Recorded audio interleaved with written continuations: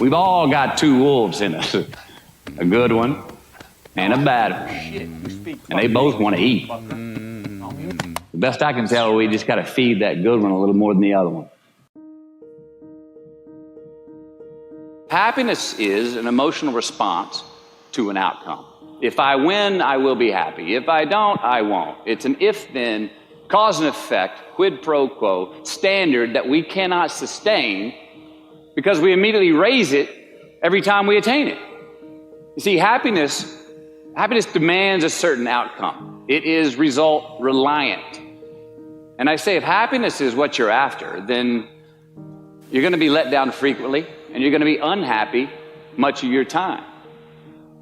Joy, though, joy is a different thing. It's something else. Joy is not a choice.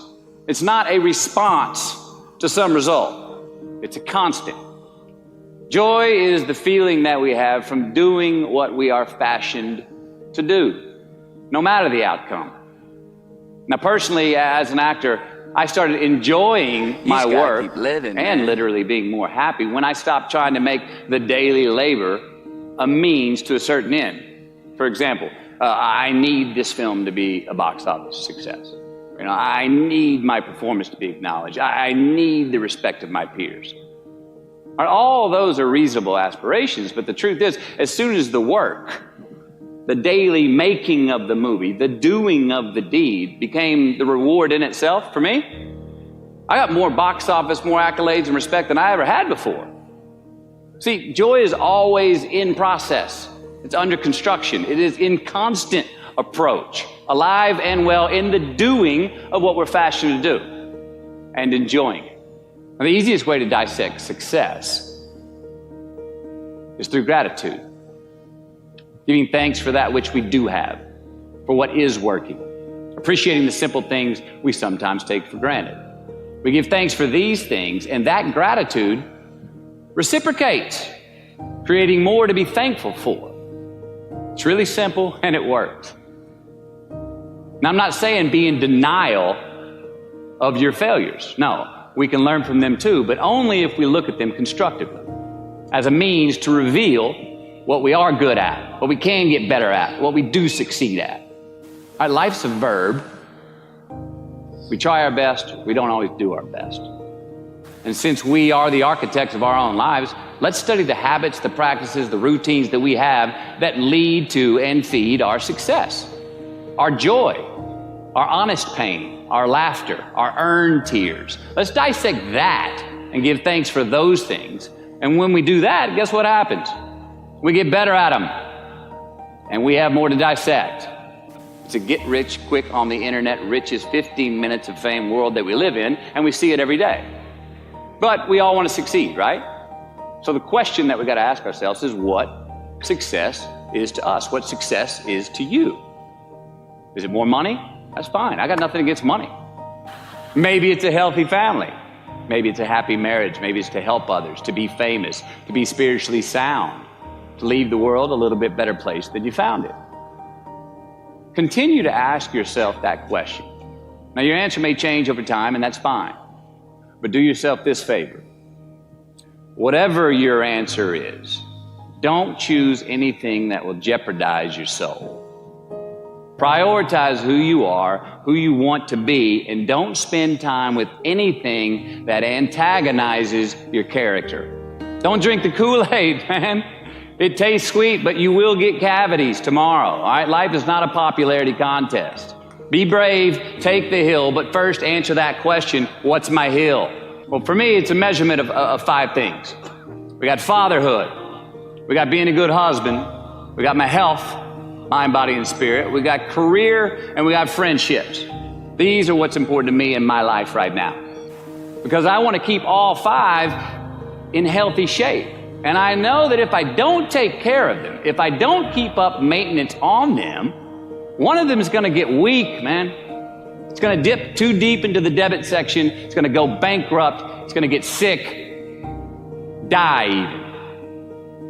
So first, we have to define success for ourselves. And then we have to put in the work to maintain it. Take that daily tally. Tend our garden. Keep the things that are important to us in good shape. Defining ourselves by what we are not is the first step that leads us to really knowing who we are. You know that group of friends that you hang out with that they really might not bring out the best in you? You know, they gossip too much, or they're kind of shady. They really aren't going to be there for you in a pinch. Or how about that bar that we keep going to that we always seem to have the worst hangover from? Or that computer screen, right? That computer screen that keeps giving us an excuse not to get out of the house and engage with the world and get some real human interaction. Or how about that food that we keep eating, the stuff that tastes so good going down, it makes us feel like crap the next week, we feel lethargic and we keep putting on weight? Well, those people, those places, those things, stop giving them your time and energy. Just don't go there. I mean, put them down.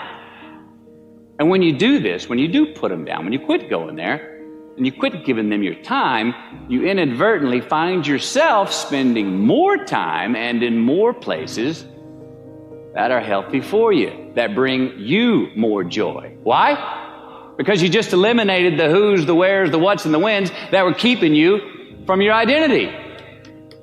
Like, trust me, too many options, I promise you this, too many options will make a tyrant of us all. All right, so get rid of the excess, the wasted time. Decrease your options. If you do this, you will have accidentally, almost innocently, put in front of you what is important to you by process of elimination. Knowing who we are is hard. It's hard. So give yourself a break. Eliminate who you are not first, and you're going to find yourself where you need to be. Make voluntary obligations. I'm talking about the ones that we make with ourselves, with our God, with our own consciousness. I'm talking about the you versus you obligations. We have to have them. Now, again, these are not societal laws and expectations that we acknowledge and endow for anyone other than ourselves. These are faith-based obligations that we make on our own. These are not the lowered insurance rates for a good driving record. You will not be fined or put in jail if you do not gratify these obligations I speak of. No one else governs these but you. They are your secrets with yourself, your own private counsel, personal protocols. And while nobody throws you a party when you abide by them, no one's going to arrest you when you break them either, except yourself. An honest man's pillow is his peace of mind. And when you lay down on that pillow at night, no matter who's in your bed, we all sleep alone. These are your personal Jiminy Crickets, and there are not enough cops in the entire world to police them. It's on you. It's on you.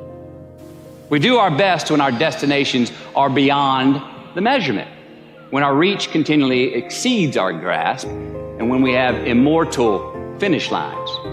And when we do this, the race is never over. The journey has no port. The adventure never ends because we are always on the way. So do this, and let somebody else come up and tap you on the shoulder and say, hey, you scored. Let them run up and tap you on the shoulder and say, man, you won.